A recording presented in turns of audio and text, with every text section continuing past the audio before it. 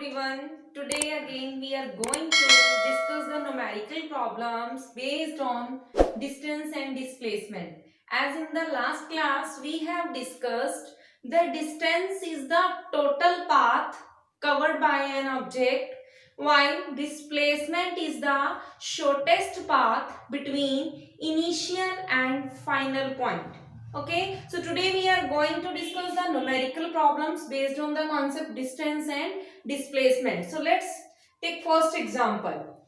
Here the statement is on a 100-meter straight track, a straight track है, an athlete completes the race from starting line to finishing line in a particular time.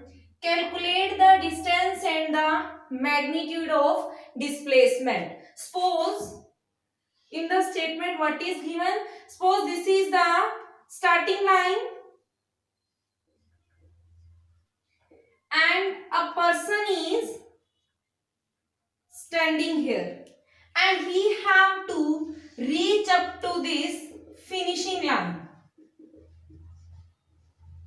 Okay, he have to reach here. So you have to find out, और ये क्या कर रहा है, ये 100 metre का जो ये है 100 मीटर का डिस्टेंस या आप कह सकते हो पाथ कवर कर रहा है to complete the race from starting line to finishing line. तो आपको क्या फाइंड आउट करना है, the distance and the displacement. तो डिस्टेंस हमने कहा, डिस्टेंस क्या होता है, distance is the total path. तो टोटल पाथ क्या है, स्टार्टिंग लाइन से फिनिशिंग लाइन 100 मीटर. तो डिस्टेंस क्या होगा इस केस में, डिस्टेंस टोटल पाथ, तो टोटल पाथ क्या हुआ 100 मीटर.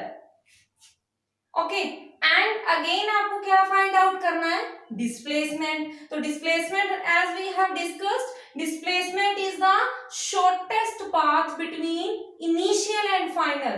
तो इनिशियल का मींस जहां से ये स्टार्ट हुआ, ये इसका मैंने आपको लास्ट क्लास में बताया था, इनिशियल को हम यू से रिप्रेजेंट करते हैं और फाइनल को हम वी से रिप्रेजेंट करते हैं. तो shortest path between these two line. और एक मैंने आपको डेफिनेशन बताई थी कि डिस्प्लेसमेंट क्या होगा, जो स्ट्रेट लाइन इनिशियल और फाइनल पॉइंट को ज्वाइन करती है. तो यहाँ ज्वाइन करने पे डिस्टेंस कितना था, मैग्नीट्यूड इसका, तो मैग्नीट्यूड या पाथ जो कवर किया था दैट वाज 100 मीटर. तो in this case distance will also be 100 and displacement will also be 100 metre. कल मैंने आपको बताया था डिस्प्लेसमेंट को हम वेक्टर से राइट करते हैं. Okay, so this was the first numerical. So let's start with the next example. So statement is an object is moving in a circular track or the path. Find out its distance and displacement. तो firstly हम solve कर रहे हैं. Second आपका जो example है इसमें क्या गिवन है आपको कि एक ऑब्जेक्ट सर्कुलर ट्रैक में मूव कर रहा है. ओके, लेट्स से कि वो ऑब्जेक्ट जो था वो यहाँ इस ए पॉइंट पे था. अब ये कंप्लीट सर्कुलर ट्रैक में मूव कर रहा है. आपको क्या फाइंड आउट करना है, डिस्टेंस एंड द डिस्प्लेसमेंट. तो अगर ये डिस्प्लेसमेंट हमने क्या कहा था, firstly let's talk about distance. तो डिस्टेंस जो है ये क्या कर रहा है, इस सर्कुलर पाथ की बाउंड्री है, इस सर्कुलर पाथ को कवर कर रहा है. तो सर्कल की जो बाउंड्री होती है उसे हम क्या कहते हैं, सरकमफ्रेंस. तो डिस्टेंस जो है, अगर ये ऑब्जेक्ट यहाँ से यहाँ मूव करके अगेन इसी पॉइंट पे आ रहा है सर्कल में, तो सर्कल का जो डिस्टेंस हो जाएगा सर्कुलर पाथ में वो किसके इक्वल होगा, distance is equal to circumference of the circle. और सरकमफेरेंस ऑफ सर्कल का क्या फॉर्मूला होता है, 2 पाई आर. तो इस केस में जो आपका डिस्टेंस हो जाएगा सर्कुलर पाथ में that will be 2 pi R. Okay, then कहते हैं डिस्प्लेसमेंट. अब लेट्स से हमने कहा कि ए पॉइंट से स्टार्ट हुआ ऑब्जेक्ट मूव करना और ये यहां से मूव करके सर्कल में अगेन सेम पॉइंट पे रिटर्न करता है, मीन सेम पॉइंट पे वापस आ जाता है. तो जहां से स्टार्ट हुआ वहीं आके रुकता है. मींस यहाँ पे क्या है, u और v क्या है, equal. Initial point final point के क्या है, इक्वल. तो लास्ट क्लास में भी मैंने आपको बताया था कि जिस पॉइंट से वो स्टार्ट हुआ सेम पॉइंट पे अगर आके रुके इन दैट केस डिस्प्लेसमेंट आपकी क्या होगी, 0।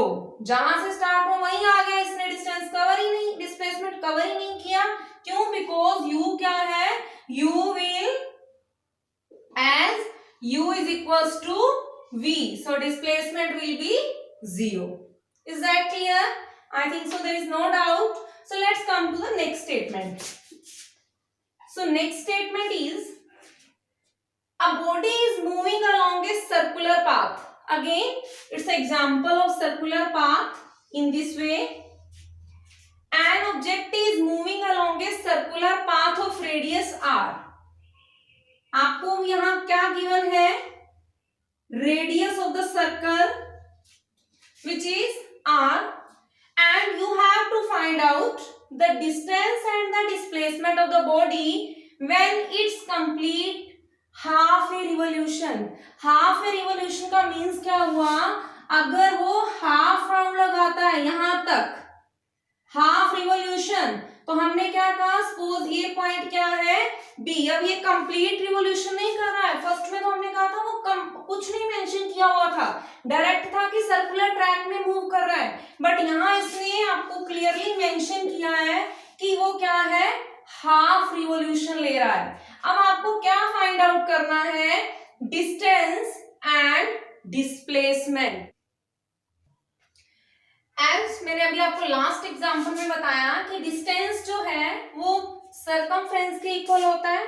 अब अगेन यहाँ उसने क्या कहा है, डिस्टेंस जो है वो हाफ रिवोल्यूशन का आपको फाइंड आउट करना है, मींस वो ए से स्टार्ट हुआ और बी तक गया है। ओके, तो अगेन जो डिस्टेंस होगा वो किसके इक्वल होगा, सरकमफ्रेंस के इक्वल तो होगा, बट सरकमफ्रेंस का क्या हो जाएगा, हाफ। तो half multi circumference of the circle, और सर्कमफ्रेंस ऑफ द सर्कल क्या होता है, 2 पाई आर। तो डिस्टेंस क्या हो जाएगा यहाँ पे, पाई आर।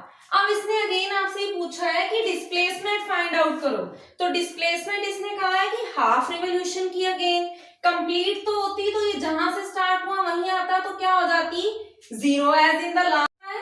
तो यहाँ ए से बी क्या हुआ, आर इसकी रेडियस गिवन थी, आर ये अगेन हो गई, तो आर प्लस आर, डिस्प्लेसमेंट क्या हो गई, R plus R which is equals to 2r.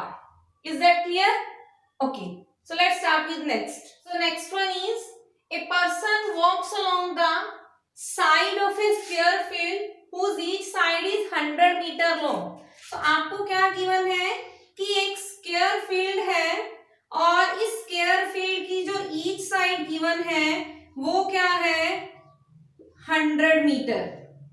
Okay, and as we know कि स्क्वायर की प्रॉपर्टी होती है कि all sides are equal. If one side is 100 तो ये भी क्या होगी 100, ये भी 100, and in the similar way AD भी क्या होगी 100 मीटर होगी। आपको फाइंड आउट क्या करना है, what is the magnitude of displacement.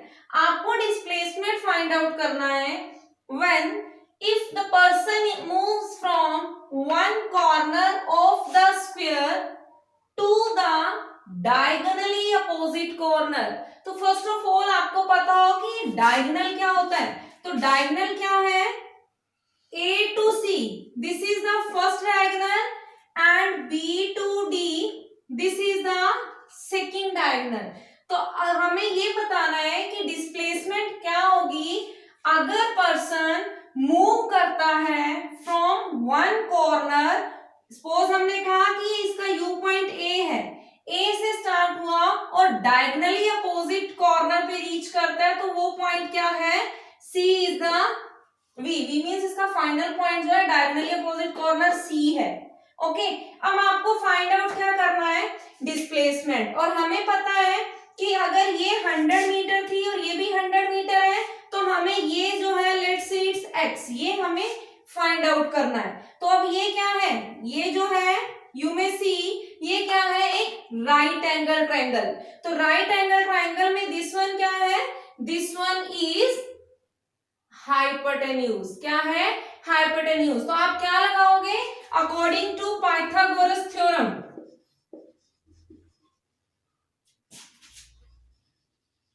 क्या होती है पाइथागोरस थ्योरम,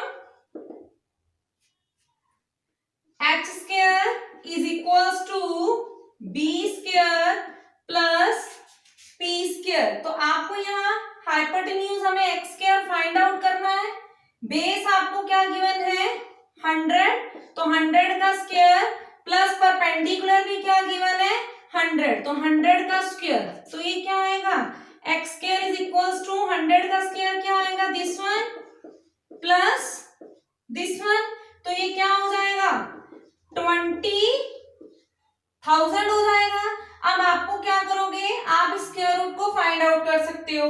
कैसे करोगे, एक्स स्क्वायर क्या आएगा 2 मल्टी क्या हुआ ये 10,000 हुआ, और 10,000 अब आप स्क्वायर को उस साइड लेके जाओगे तो इसका भी स्क्वायर रूट और 10,000 का भी। तो क्या आएगा x is equals to 100 root 2 metre. तो ये हो गया डिस्प्लेसमेंट। अगर आपको कोई भी ऐसा गिवन है जिसमें आपको अपोजिट डायगोनली अपोजिट में फाइंड आउट करना है तो आप किससे फाइंड आउट करोगे from the Pythagoras theorem. Okay, so next one is the next example is an object moves 60 meter due east and then 80 meter due north. You have to find out the distance and displacement. So let's first of all you should know about the directions. तो direction क्या देखते हैं, this side जो है east है, west, north and south.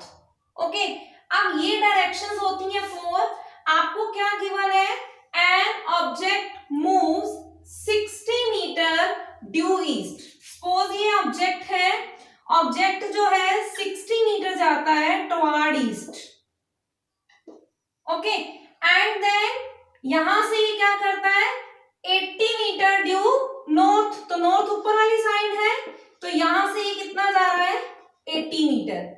आपको क्या find out करना है डिस्टेंस एंड द डिस्प्लेसमेंट। तो हमें पता है डिस्टेंस क्या होगा, डिस्टेंस इज टोटल पाथ, तो टोटल पाथ डिस्टेंस क्या होगा हमारा, डिस्टेंस को हम ऐसे रिप्रेजेंट कर रहे थे 60 प्लस 80, तो टोटल डिस्टेंस क्या हो जाएगा 140 मीटर। ओके, अब आपको सेकंड क्या फाइंड आउट करना था डिस्प्लेसमेंट। तो डिस्प्लेसमेंट क्या हो जाएगा आपका, आप क्या करोगे इनिशियल और फाइनल पॉइंट लाइन को ज्वाइन करोगे। तो ये लाइन आपने ज्वाइन किया तो अगेन क्या होगा, अगेन ये क्या बन जाएगी एक राइट एंगल ट्रायंगल। तो राइट एंगल ट्रायंगल जहां आएगा तो आप डिस्प्लेसमेंट कैसे फाइंड आउट करोगे अकॉर्डिंग टू पाइथागोरस थ्योरम। तो पाइथागोरस थ्योरम अगर आप अप्लाई करते हो तो पाइथागोरस थ्योरम के अकॉर्डिंग ये क्या है बेस होता है, ये क्या है परपेंडिकुलर। आपको फाइंड आउट क्या करना है हाइपोटेन्यूज। तो हमें पता है as H square is equals to B square plus P square. तो हाइपोटेन्यूज का स्क्वायर क्या आएगा, बेस कितना हमारा 60 का स्क्वायर प्लस परपेंडिकुलर कितना है 80 का स्क्वायर। तो क्या हो जाएगा H square is equals to 3600 plus 6400। तो एच स्क्वायर आपका क्या आएगा 10,000, और 10,000 का अगर आप स्क्वायर रूट फाइंड आउट करोगे तो क्या आएगा 100। डिस्प्लेसमेंट आएगी जो हाइपोटेन्यूज के इक्वल थी, that is 100 metre. Okay, so in this class we have discussed the numerical based on the straight path, circular path